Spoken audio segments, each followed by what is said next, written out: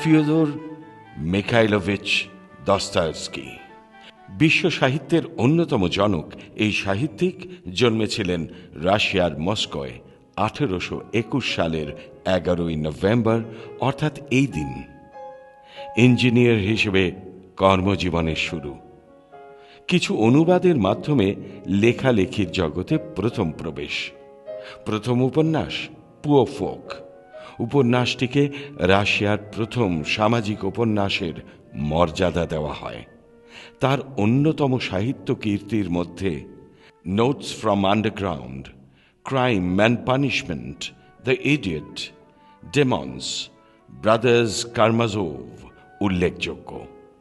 Jar সরকারের নীতির বিরোধিতা করায় তার জেল এবং মৃত্যুদণ্ড পর্যন্ত হয়। সৌভাগ্যক্রমে শেষ পর্যন্ত কোনো রকমে তিনি রক্ষা পান। তার সমস্ত সাহিত্যকর্ম পৃথিবীর 170টি ভাষায় অনুদিত হয়েছে। 19বিংশ শতকের রাশিয়ার রাজনৈতিক, সামাজিক ও ধর্মীয় অবস্থানের মধ্যে মানুষের মনের ঠিকানা খুঁজতে চেয়েছেন দস্তয়েভস্কি। তার কাহিনী থেকে চলচ্চিত্র হয়েছে।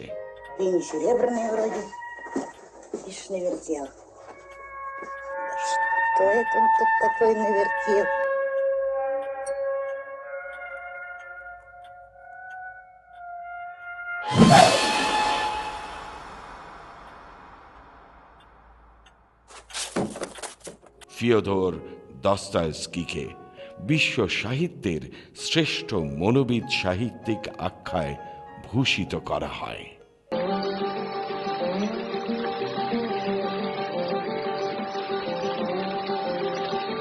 উচ্চশিক্ষিত ধর্মীয় চিন্তাবিদ মৌলানা আবুল কালাম আজাদ বড় হয়েছেন এই কলকাতা শহরে। এই নেতা রাজনৈতিক সচেতনতা বাড়ানোর জন্য এবং ধর্মীয় গোঁড়ামির বিরোধিতা করে আন্দোলন ও লেখালেখি করে গেছেন।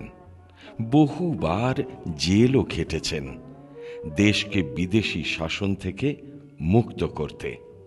তিনি রাজনৈতিক ও ব্যক্তিগত মতাদর্শে ছিলেন গান্ধীজির অনুগামী। কংগ্রেসের জন্য কাজ করেছেন ডক্টর রাজেন্দ্র প্রসাদ, জওহরলাল নেহরু, রাজা গোপালাচারিয়ার সঙ্গে। কংগ্রেস সভাপতি হয়েছেন 3 বার।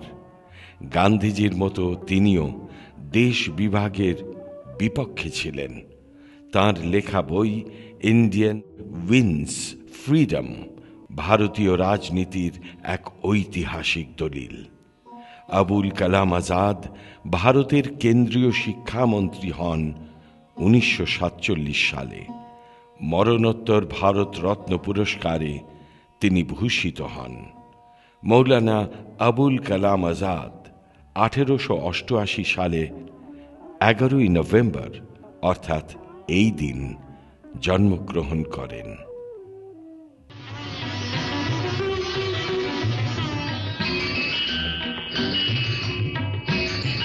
বিখ্যাত পরিচালক অর্ধেন্দু বোসের হাত ধরে খুব ছোটবেলাতেই চলচ্চিত্র জগতে প্রবেশ করেন মালা সিনহা।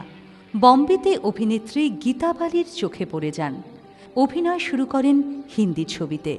তাঁর জীবনের টার্নিং পয়েন্ট 1957 সালের পিয়াসা ছবিতে অভিনয়। भुला तो रही थी, अपनी जिंदगी को नए सांचे में ढाल लिया था मैंने, दिल को समझा लिया था मैंने। इस दिल को फिर से बेचैन करने के लिए दोबारा क्यों चलाया मेरी जिंदगी में। এরপর করেছেন অজস্র ছবি।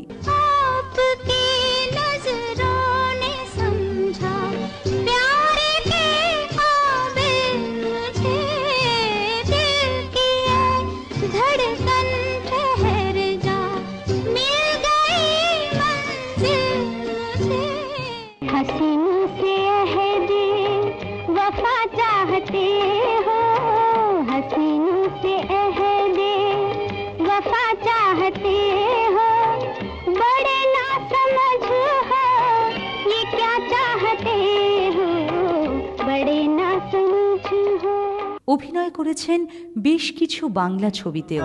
শুধু একটুখানি চাওয়া আর একটুখানি পাওয়া, সেই আবেশে হোক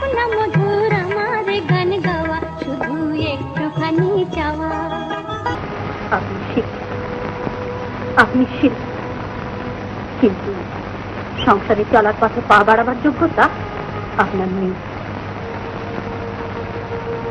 আসলে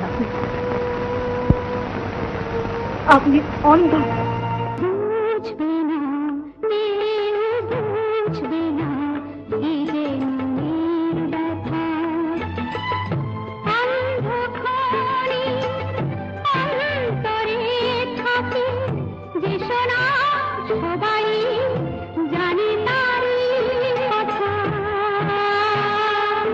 মালা সিনহা ছিলেন অল ইন্ডিয়া রেডিওর নাম করা গায়িকা।